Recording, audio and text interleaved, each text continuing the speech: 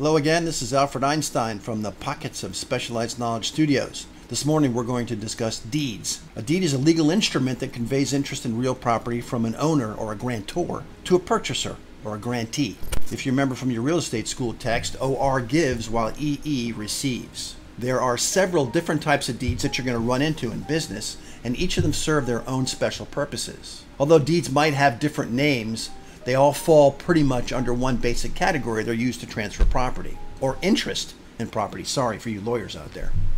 The type of deed used in a transaction is determined by the representations and the guarantees that the grantor is willing to give and that the grantee expects to receive. The type of deed also determines the liability of a grantor to perfect the title. Now we're going to get into this specifics a little bit later. But really what you need to know and take out of that first paragraph is that the type of deed will determine what the seller is willing to offer with regard to protection, guarantees and warranties, and what the buyer needs to receive in exchange. So if you've seen any other videos of mine, you probably understand or remember that a certificate of title is title issued by the clerk of the court only. Certificate of title is a result of a mortgage or other secured instrument foreclosure. That's the only way a CT is issued, is through a judicial action. Sheriff's deed is up next. A sheriff's deed is a conveyance by a county sheriff of a judgment debtor's property that has been levied upon. For example, you can get a sheriff's deed for real estate, you can get a sheriff's deed for furniture, you can get a sheriff's deed for an automobile. The interesting thing to note about a sheriff's deed is that any items, including real estate, that you purchase from a sheriff's sale will be taken subject to any remaining debt, unlike a foreclosure or a tax deed sale. But we'll get into that when we actually discuss foreclosures and tax deeds. Next up, son of a gun, it's a tax deed. Tax deed is a conveyance issued by the clerk of the court or the county comptroller based on administrative proceeding, not a judicial proceeding. This proceeding is brought about as a result of non-payment of real estate taxes. You can use the Latin and call it ad valorem, but who cares? Real estate taxes are real estate taxes. So a tax deed divests the former owner of title to the real property.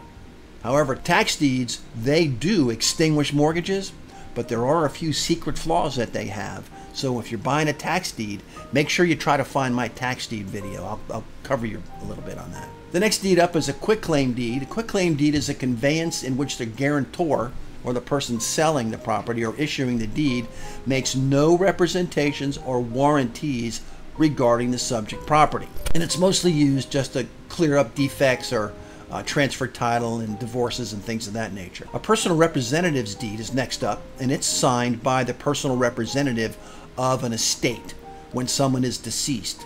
It's done under the auspices and control of the court, but it's only used to represent the belongings or the estate of someone who has passed away. Here's the most common deed of all. You guys have all seen these warranty deeds. They're the most common, and a conveyance of fee simple title in which the grantor or the seller promises to warranty and defend the title against any and all claims. That's a big statement, man. You really don't understand how big it is until we compare it to the sister of the warranty deed, and we're going to get to that next. The warranty deed states in its body that the seller or the grantor is the lawful owner of the property. They have the property to sell, and it's free of all encumbrances. The grantee, or the person receiving the deed, will have quiet enjoyment against any other claims for which the guarantor said he'll protect him from.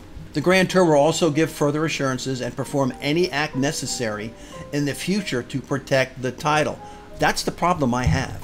Because what that means is that the guarantor or the person selling the house has agreed to, by using a warranty deed, protect against any claims against the title from the beginning of time until the day they sell it. That's an awful lot of time. As well as, how does a seller know what happened in 1927 when Bessie's mother-in-law didn't sign the deed to transfer the property to his father-in-law? What the heck? There's a way to get around that, and it's a legal way. It's well established. The next deed up we have, I'm just throwing this in, is a corrective warranty deed. That's just used to correct Scribner errors in warranty deeds and transactions.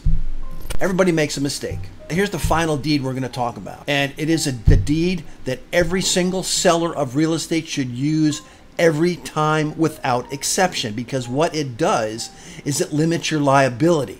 And I'll tell you a funny story about it. It's called a special warranty deed. So I remember when I wanted to use a special warranty deed one day, I went into my lawyer's office and he said, "Yeah, we've got to have a special warranty deed on this, Rich. We're not closing with a warranty deed." I said, "Great." Went upstairs, I wrote special on the top of a warranty deed and brought it to him and said, "There we go. We got a special warranty deed." He said, "No, dummy. It's not the title, it's the wording in the body that makes it a special warranty deed."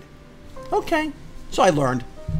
In any event, every single investor, actually every seller, but it's beyond comprehension why an investor would not use a special warranty deed. Because what a special warranty deed is, it limits the liability of the seller.